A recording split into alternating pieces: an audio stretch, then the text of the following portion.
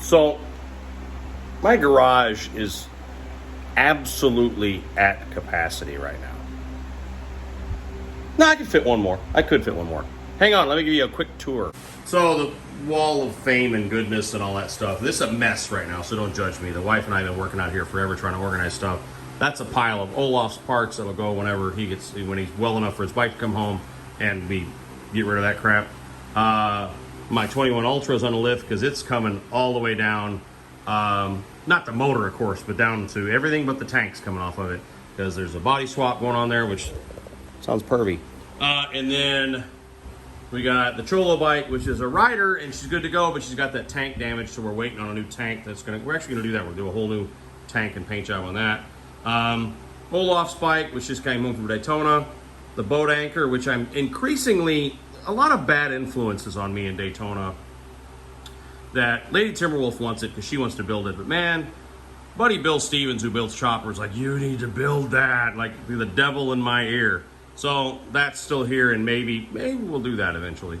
Mrs. Monkey's bike, and of course the new Springer, new to us Springer. So let's talk a bit about this bike and what we're gonna do to it today, just to make it monkified. Yeah, is that a word? Should be. So this bike, story of this bike. When Mrs. Monkey met me long ago, well, not that long, 14 years, I had a 2008 Cross Bones. I bought this bike brand new. I was a solo man, single, on the prowl, and I bought a 2008 Cross Bones in pewter denim, brand new in late 07 when they first came out. Why? Because I've been obsessed with Springers since I was a little kid. No exaggeration. I remember my dad's boss, Tommy, had a skinny tire Evo Springer. What year would that have been? It would have been like late 80s, early 90s, something like that. It was a skinny tire Springer. And I would just stare at that front end going, this makes no sense, I love it, which is my philosophy for life. And so I'd had several Harleys by that point, but then when the Cross Bones came out, I'm like, this is a fat tire Springer. It's a little different, and this is actually one of the original, not the original, but one of the original bikes in the whole blacked out Harley movement. Not the first, fun fact for you. The first blacked out Springer came out in the mid-90s called the Bad Boy. That was a skinny tire Springer with an Evo motor in it, but it had blacked out forks, black fender stays, I'll show you that in a minute, and all that kind of stuff. But that's the first like blacked out Springer they did. But when this bike came out in 2008, they called it the Dark Customs. That was a whole series they did. The Nightster, I think, was the Sportster. The Night Train was the Softail that was blacked out. It was like the first kind of dip in the toe and that stuff. And it went over just okay, so they ditched it and went back to chrome. And then years later, we all know that the blacked out craze came on 17-ish? Something like that. I don't know. Somebody correct me. But the blacked out craze came on and actually really took hold, and that's when you got all the blacked out dressers and Sportsters and Softails, and Heritage went blacked out, which that only lasted a couple of years, and now it's gone back to chrome really also. But prime examples is one right here in this garage. Olaf's bike was a blacked out Road Glide, and you can see we're slowly changing parts to chrome here and there, just some chrome accents. We're not changing everything, but just a mixture. It looks really good, I think. I like a blacked out bike with chrome accents. So what we're doing with my Springer is little things.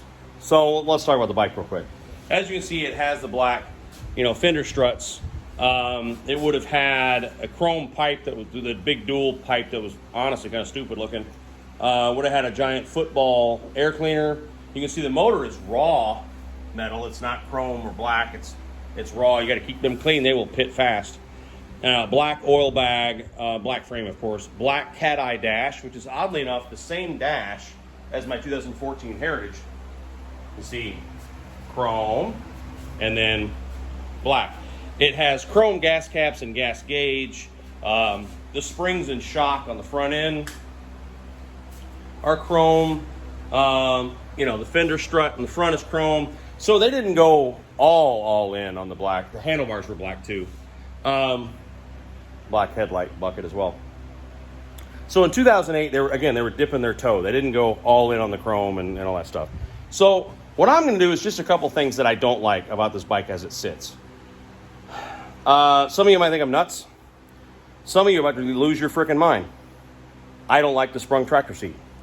I never liked the sprung tractor seat. I changed it on my original one that I had in 08, partly because we were riding 2-up, and I'm trying to remember. Somebody correct me and remind my memory here, or jog my memory, whatever you want to call it. When I bought this bike new, I'm pretty sure it didn't come with a back seat. I feel like I had to buy that. I feel like the bike came with a solo tractor seat. Let me know if I'm nuts. I feel like I had to buy that back seat, and I did when I bought the bike. And then I put Vance & Hines short shots on it, and I don't remember what intake I had. I did not have an S&S, actually. Back then, finances were a little different, and it was everything I could afford to put a sundowner seat on it, the backrest, and short shot pipes. I would have put an intake on it, but I just don't remember which one. Maybe I just put Harley Screaming Eagle kit on it, under the stock football. Anyway. And I ran a Vance & Hines, the original fuel pack. That's how that bike was run, I remember. This bike, we're going to do a couple things different but similar. I'm not a huge fan of the big radius pipes on this bike, but I'm not going to change them. It's not worth it. They don't bother me. It's just not my first choice. My first choice would be something that comes out short and lobs off straight at the frame. But I've looked, and I know Cobra used to make those, but they seem to be gone. The bike, if you don't know, is a twin cam 96. It's a stock motor. This one has not been cammed. It's only been tuned for an intake and pipes. But twin cam 96 motor, what is it, 60-something horsepower, 70-something pounds of torque. It's not a rocket, but who cares? The bike looks great. It's fun to ride. So what we're going to do today, we're going to change out some, because it has I am going to use the sissy bar in the new arrangement, but it has like the chrome bolts. So I'm going to put chrome bolts here in the fender stays. I have black caps for all the sort of bolts. I have a brand new chrome S&S Super intake, the same one that's on my Cholo bike, teardrop, but it's not the Stealth. Side note, you can get the S&S teardrop intake on either the intake they call the Stealth, which is a fairly simple high flow intake that then they just make a teardrop that goes on it, or for some of the older motors you can still get an actual original S&S Super air cleaner, which is a different backplate and mount and everything, and it's a little more, don't get upset out there, but it's a little more authentic if you can get this one. So that's what this is. This is not a Stealth. You can see by the backplate, some other things, this is a different air cleaner than, say, that one that we put on Olaf's bike. That's a Stealth intake that has the teardrop on it. Not the same thing. So we're going to go old school with the S&S teardrop on it. We're going to black cap the bolts, chrome bolt the fender stays, new mirrors, only because the stems are, you can't see because of the light, I'm sure, but they're like rusty and crappy, and we're going to ditch those and just put fairly basic black mirrors on it. And then seat-wise, I have, I ordered a brand new Mustang Fastback. That's inside. We're going to put that on. I'm going to put the sissy bar back on it because it'll look nice that way. Oh, and I got rear covers for the axle, which actually kind of cover the whole rear of the swing arm there. So, just some little stuff. One thing I'm struggling with, I forgot how difficult it is. Springer stuff has been gone for so long. This bike was 2008, 9, 10, and 11, and it's the last Springer. The Cross Bones is the last Springer, that and the Heritage Springer, that Harley made. They stopped. I'm even told they sold all the tooling to Paco, so you can't even, they didn't have the ability to make Springers anymore. But the front setup, I'll show you real quick. All these pivot bolts and nuts and all that stuff, covers for those are practically non-existent anymore. Lowbrow Customs still has axle covers. That's about it. So I'm on the hunt for stuff that'll cover up that hardware because it's just old zinc stuff that doesn't look that good. I'll clean it up with steel wool for now, but you know. Yeah, I think that's about all we're going to do today. Just some stuff to make it our style. Not a fan of that Roland Sands. No offense to people who are Roland Sands obsessed. I know people love that thing for like modern dressers and stuff, but I just don't think it fits that bike at all. You know, that's a little too modern looking for the spikes. So that's why I'm ditching the Roland Sands for the teardrop. Somebody was going to ask that. There you go. Let's get cracking. What a day, man. Like, power went off, serious storms. You can't tell now, but we were swimming a minute ago. Swimming. So I got a lot done, but the last thing I haven't done yet is the intake, the air cleaner, which will make the largest impact, I guess. But show you what I've done so far. We got new mirrors. These were cheapies on Amazon, but, you know, for a quick fix, they'll work. The other ones, the stems were all rusty, but I'll put links to all this stuff. But these were pretty cheap, and they were highly rated and got like a skeleton stem, and they seem nice and stiff, so I don't think they're going to bounce around on the road. The old ones did. Put the new seat on. As you can see, that's a Mustang Fastback. Good lower back support. Like, I like it. Moves you forward a little bit, but on this bike, it doesn't matter because you got no crash bar. You can just, put your legs out there as you want. Put the sissy bar that came with it back on. That's the original Harley sissy bar that came out for the Bones. Found some old axle covers after I spent a long time trying to make the cheapies I bought from Amazon work, and said many a horrible thing about their mothers. And then looked, and they stopped working in 07. This is in 08, so I'm a damn idiot. It's a problem there. So axle covers are on. What have I done? Nothing. I feel like, well, the mirrors gave me some trouble. I had to recut the threads. That's a sign of a great mechanic, you know, when they're recutting threads 2 to 3 times a day. I'm being sarcastic. If you're doing that a lot, you have some opportunities for improvement. What else have I really done? That's it? Oh, I changed out the strut bolts. So I pulled out those old sort of rotten looking zinc Torx bolts that were holding the fender stays on, and put in some chrome ones, sort of match the ones that were on there for the hardware for the sissy bar. It's the little things. And I love that this happens. You buy a new bike, new to you bike, you get it home and you go, I already have stuff for it. So those axle covers, like I said, those are leftovers, I think, from the Heritage from that guy when it was all still the old man's. But I had pivot bolt covers that came with the frame covers, these, but I had put, as you can see, the brass pivot bolt covers that I bought separately. So those were sitting in a drawer. Frickin' bingo. So free, as far as I'm concerned, even though I paid for them. So them are on there. What else? I think that's all I've done. This is ridiculous. Whole lot of nothing. Anyway, forgot how complicated that saddle seat is. You got to take off the post for the back, Allen bolt in the front for the swivel for it, the under shelf thing. It's a pain in the ass. But anyway, so that's all off and stowed away for the next 45 years. So next, I'm going to go ahead and put the air cleaner on. I'm excited about that because, again, the Rolling Sands thing's cool, but it doesn't fit this bike at all, in my professional medical opinion. So, and it's black, and the chromes are pipe. The chromes are pipe. The pipes are chrome until I'm a little tired. And I've had 0 cocktails, and it's a Saturday night, so I've got to fix that shortly. So let's pull this thing off. Shouldn't be a big deal. I've done many of these. Today has been full of delays. But I want to show you real quick what I mean when I say this intake is different. This air cleaner is different than the Stealth air cleaner. Nothing wrong with it. One is not better than the other. I'm just saying.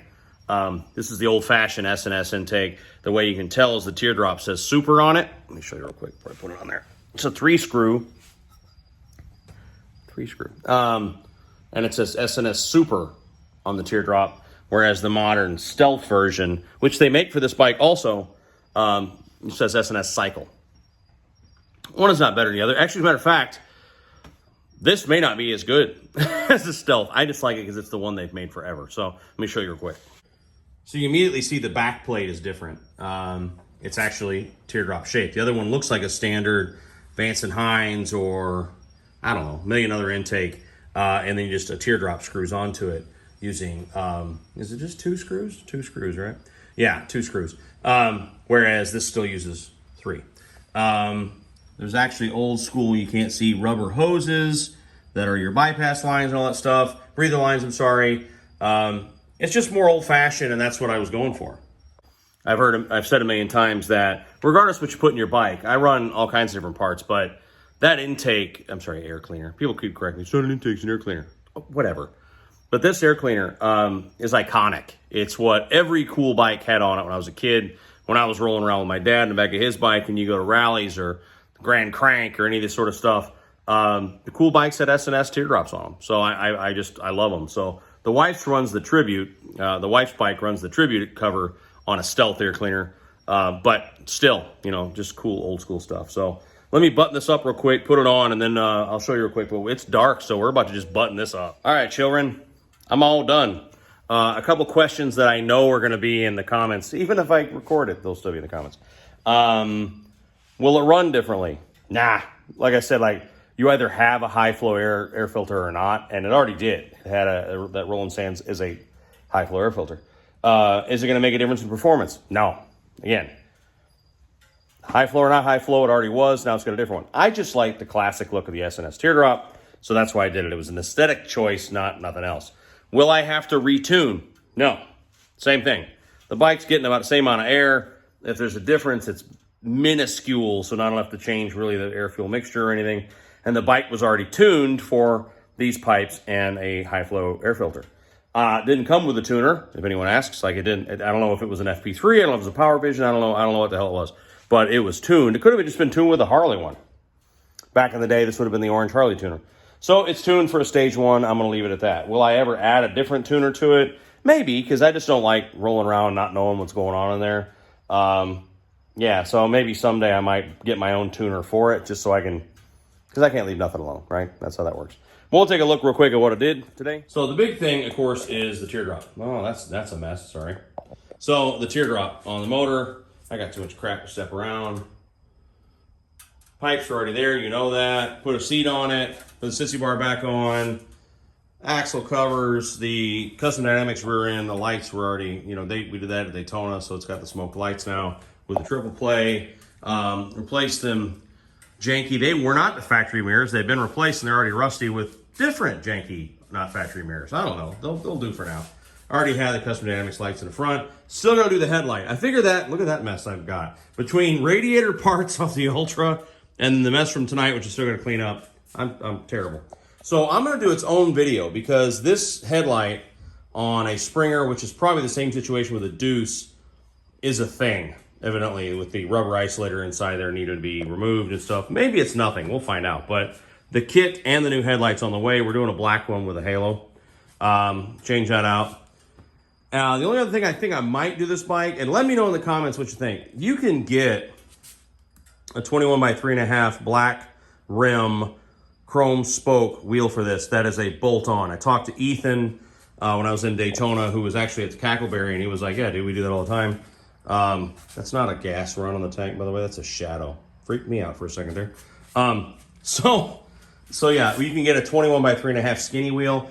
It does fit under the fender. No modifications necessary. I think it might look really cool. I'd keep these wheels. It's not like I would just be butchering this bike, because I don't plan to. But when I had this bike forever ago, the one thing I didn't like is I'm not a fan of the fat front tire on the Springer. I prefer, you know, be this size. Black rim, no white wall, you know, it'd be this size wheel put on there, which is bolt on, and then get the matching rear so she looks right. But, you know, to me, a Springer needs to have a skinny front wheel. But comment down below if you think I'm absolutely out of my mind, or if you think that that's something I should do. Wouldn't be immediate, but we'll think about that. That's all tonight, chillins.